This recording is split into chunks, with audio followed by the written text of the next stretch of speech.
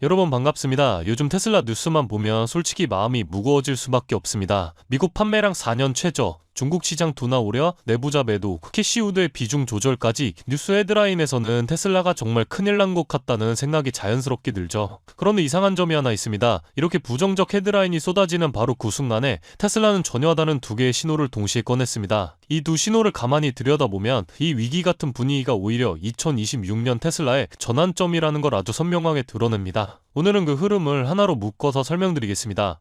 최근 데이터를 보면 미국 판매량이 4년 만에 최저를 기록했습니다. 11월 판매량은 약 3만 9천 대로 전년 대비 무려 23% 감소됐습니다.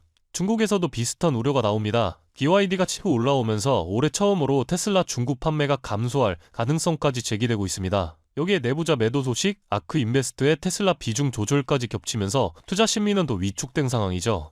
겉으로 보면 확실히 위기입니다. 그리고 여기에는 절대 숨길 수 없는 현실이 하나 있어요. 전기차 시장 자체가 침체 국면으로 들어가고 있다. 이건 테슬라만의 문제가 아닙니다. 산업 사이클이 꺾인 거죠. 하지만 바로 이 대목에서 시장이 한 가지를 놓치고 있습니다.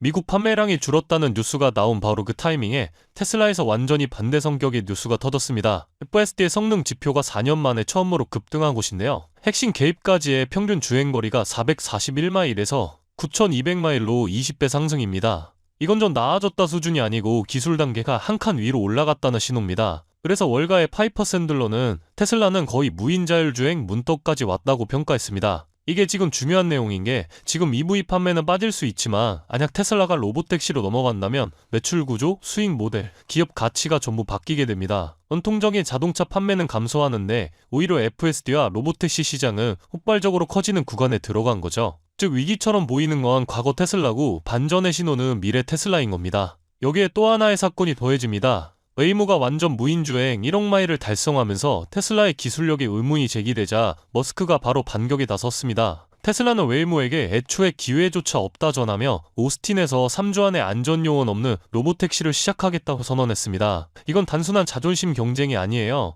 전략적 발언입니다. 웨이모는 데이터를 쌓고 있고 테슬라는 서비스 시작으로 승부하겠다는 거죠. 2025년 연말이라는 타이밍에 이런 발언이 나왔다는 건 테슬라가 실제로 로보택시 상용화를 강하게 밀어붙이기 시작했다는 의미입니다. 지금 테슬라를 둘러싼 뉴스들을 보면 전부 서로 다른 방향을 가리키는 것처럼 보입니다. 판매는 줄고 경쟁은 심해지고 투자자들은 비중을 조절하고 표면적인 데이터만 보면 위기처럼 보이죠. 그런데 같은 시각에 나온 테슬라의 기술 뉴스는 완전히 다른 결을 가지고 있습니다. FSD 성능이 급격히 뛰어오르고 로보택시가 무인으로 넘어가려 하고 머스크는 경쟁사와의 정면 승부를 선언했습니다. 이 두 흐름을 따로 보면 모순이지만 함께 놓으면 딱 한 가지로 정리됩니다. 전기차 기준으로 보면 위기, AI 기준으로 보면 출발점. 지금 테슬라가 겪는 혼란은 사업이 흔들려서가 아니라 기업의 기준점 자체가 바뀌는 전환 구간이기 때문입니다. 과거의 잣대는 무너지고 있고 새로운 무대가 막 열리고 있는 거죠. 우리가 보고 있는 건 위기가 아니라 다음 페이지로 넘어가기 직전의 암전에 가깝습니다. 그렇다면 여러분들은 지금 주식 시장에서 수익을 내고 계신가요? 우리는 어떻게 해야 이런 불확실한 시장 속에서도 안정적으로 큰 수익을 얻어갈 수 있을까요? 눈에 띄는 대장주 M7 같은 종목들은 이미 너무 많이 상승한 뒤이기 때문에 앞으로는 진짜 큰 돈을 벌기 쉽지 않습니다. 진짜 기회는 그 대장주들 뒤에서 움직이는 수혜 종목에서 발생하는데요. 이런 종목들은 시가총액이 작기 때문에 비교적 소액으로도 접근이 가능하고 리스크 관리 또한 용이하죠. 즉 적은 자금으로도 큰 수익을 노릴 수 있는 구조입니다. 그런데 지금 시장을 움직이는 가장 큰 힘은 단순히 금리나 유동성이 아닙니다. 바로 미중 무역전쟁의 임합, 전략자원 전쟁이 시작됐기 때문이에요. 중국이 반도체에 이어 히토류 수출을 통제하기 시작했고 미국은 이에 맞서 자국 내 히토류 생산 라인을 재건에 나섰습니다. 단순히 정치적 갈등을 넘어서 AI, 전기차, 방위산업까지 직결된 신냉전형 공급망 전쟁입니다. 가장 대표적으로 눈에 띄었던 건 바로 히토류 전쟁의 중심에 선 MP 머티리얼스 티커였습니다. 미국 국방부와의 공급 계약이 발표되자 3개월 만에 주가가 6배 이상 폭등했고 거래량은 평소에 10배 이상 터졌어요. 1,000만 원만 넣었어도 6천만 원.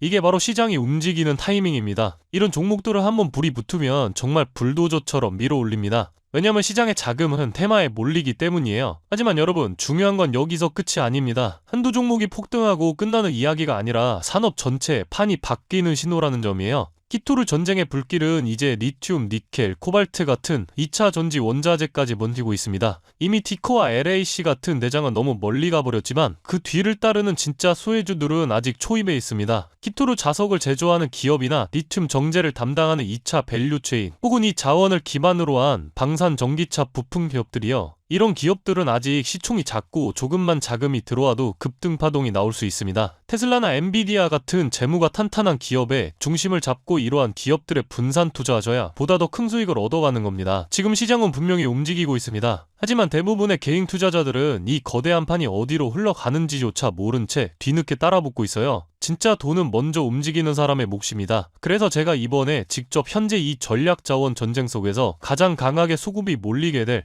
핵심 수혜 섹터와 종목 리스트를 정리해뒀습니다. 실제로 기관 자금이 들어오는 타이밍과 정부 정책 방향, 글로벌 공급망 재편 흐름까지 데이터 기반으로 정리된 PDF 자료예요. 이러한 정보도 소중한 제 구독자분들과 끝까지 영상 시청해주신 분들께만 오픈해드리도록 하겠습니다. 참여 방법은 간단합니다. 영상 아래 더보기란을 클릭하시면 파란색 링크가 하나 보이실 겁니다. 간단한 설문조사 진행해두시고 전송 버튼까지 눌러주시면 확인 후에 순차적으로 자료를 전달드리겠습니다. 절대로 금전 요구나 무조건적인 투자 권유 또한 하지 않습니다. 여러분이 시장에서 안정적으로 수익을 만들어 가시길 바라는 마음으로 준비한 자료들이에요. 꾹 가볍게 참고하시고 시장의 흐름을 직접 관망하셔도 좋습니다. 시장은 언제나 먼저 보는 사람, 먼저 움직이는 사람이 이깁니다. 지금 우리가 보고 있는 건 단순한 주가 상승이 아니라 글로벌 머니의 방향 전환이에요. 이 기회를 놓치면 다음 사이클이 올 때까지 또 몇 년을 기다려야 할지도 모릅니다. 영상이 도움되셨다면 좋아요와 구독 버튼 눌러주시고 저는 다음 영상에서 뵙도록 하겠습니다.